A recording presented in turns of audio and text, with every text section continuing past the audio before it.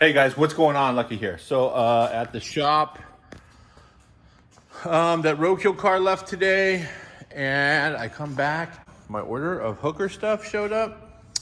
I'm very pleased. I'm going to say that right now.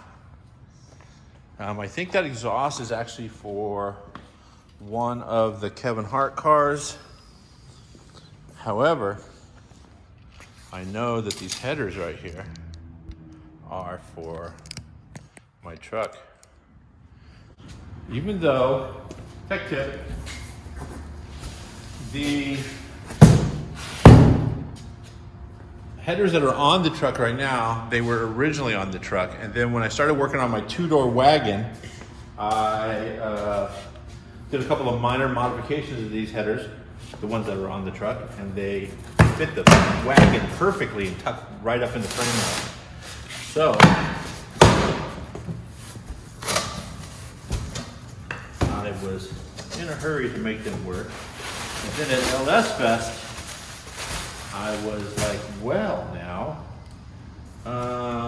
maybe I can get a deal on some new headers for the truck.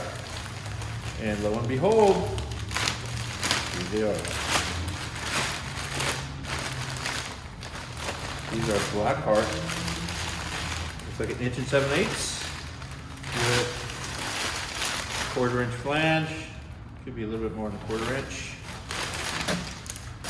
Look at that. That's some good looking exhaust right there. I don't care who you are.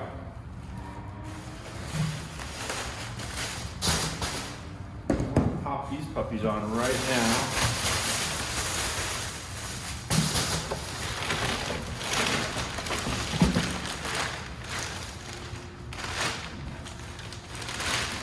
Heck yes. Looking good. Man, these are so nice. I almost want to send them out and get them ceramic coated. You can order them ceramic coated, however, I did not. Okay, I'm a happy clam right now. Okay, let's get these things on the truck. Let's do it now. Okay, as you can see, it's a little warm today. These are the 1 7/8 headers. The other ones that I took out, which are going to go in my 64.5 Chevelle, are specifically designed for an LS swapped C10. And to put them in a Chevelle and have them tuck right next to the frame rail and clear all the linkage and everything, all I had to do was massage them a little bit there and there.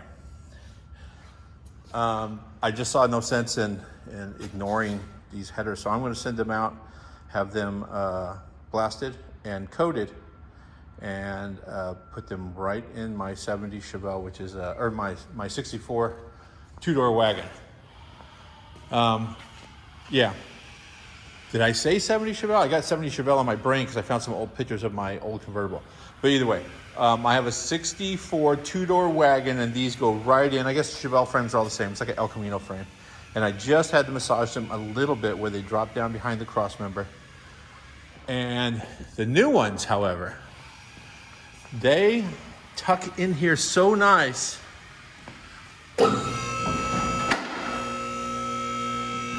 Oh, FYI, I ordered a microphone finally. I've been looking for one that fits me without a bunch of drama. I can take that bolt out right there. I use that to use a pry bar to crank it over and tighten the torque converter. But yeah, look at the way these headers tuck up in there. This is the HPI chassis reinforcement. It is pretty cool, as you can see, pretty extreme. It boxes in the chassis on both sides, and then it locks it from torquing either direction right there. It exits, gives you a drive shaft loop to save your, and I've tested this drive shaft loop, just so you know, there are some dents on this, and a couple of dents in the upper part of the drive shaft loop, because yeah, this thing pooped out a drive shaft on the freeway at speed. So good times. A couple of the cool things going on here are, yeah, these things, I'm gonna have to, the collector, just jog them up just the smallest amount to get over these.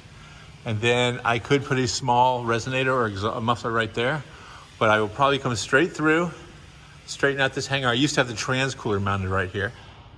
it's now going to be up in the front. But this is the way these HPI kits come. They come with a spot for a hanger there, a spot for a hanger right there. I don't know if you can actually see it. There it is. The exhaust will jog up, and then I will probably put the mufflers here. And then there's plenty of room to get over that curry rear end. And out on either side, maybe, well, maybe not so much. Pretty sure they're gonna have to dump back here somewhere. Not gonna get over the rear end with the big tank now. Big tank and the Panhard bar, which, yeah, and no. Well, there's lots of ways to get around it and get it out the back, but honestly, it doesn't need to go out the back. Because I am phasing out the, well, still the shop truck, but it's gonna be seeing a little bit more aggressive usage, if that's even possible. So that's what's going on with this thing. More boost and good times. All right. That is, yeah, you know what? Let's let it down so you guys can see what's going on here too. Also too, these are definitely 8 7/8. These are much larger tube than the ones that were in here. Coming down.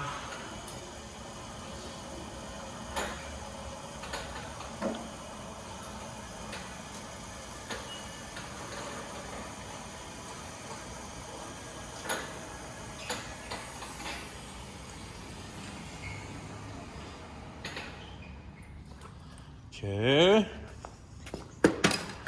Yeah, look at the, it's a much larger tube than it used to have. The old tube, let me just get these on.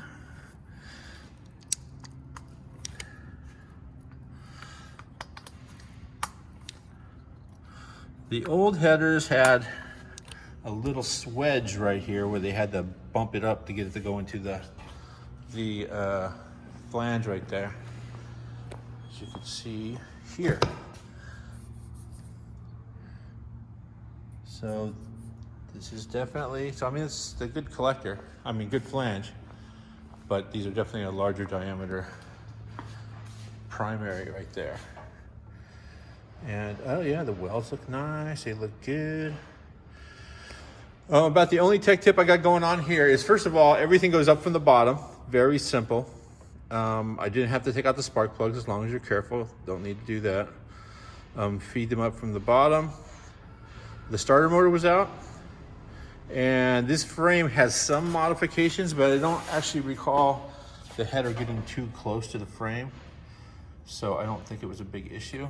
One interference thing I see on this side, which probably wouldn't be the case if it was stock, is it's just touching the shift linkage.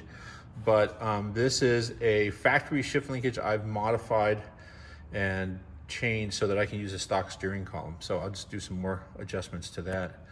But yeah, this is good looking headers. Very pleased.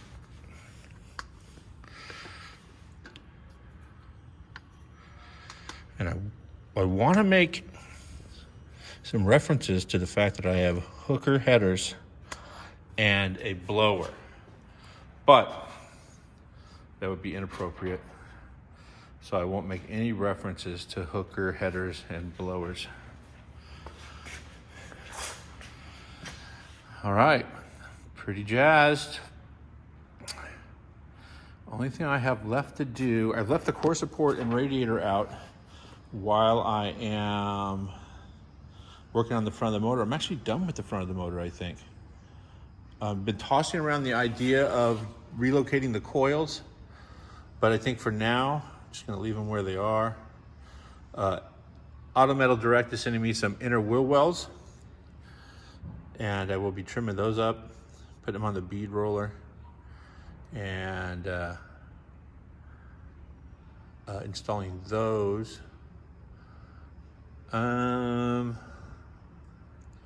What else? Yeah, no, I think we're good. I've rerouted the transcooler lines. I used to go back and have the transcooler underneath the cab with fans on them. And now they come inside the frame rail. I'll be adeling them to the inside the frame rail, and they will dump out right here, and the transcooler will sit right here. The transcooler will be at an angle so that it will scoop up some of the air.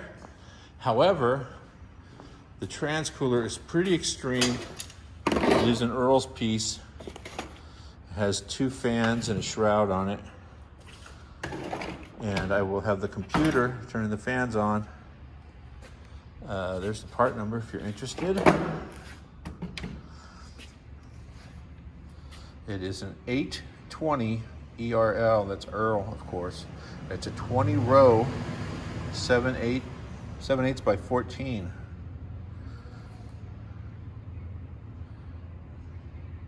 Yeah, just so you know, that is a super efficient transmission cooler. I'm sure it's an oil cooler for like a Porsche aircraft or something, but I'm using it for transmission. And it does the job. All right, you guys, that is it for the hooker and blower episode. See what I did there? All right, you guys, don't forget to subscribe. Don't forget to share and leave a comment. If you're doing something like this, post some pictures, tag me, I want to check them out. See you guys later.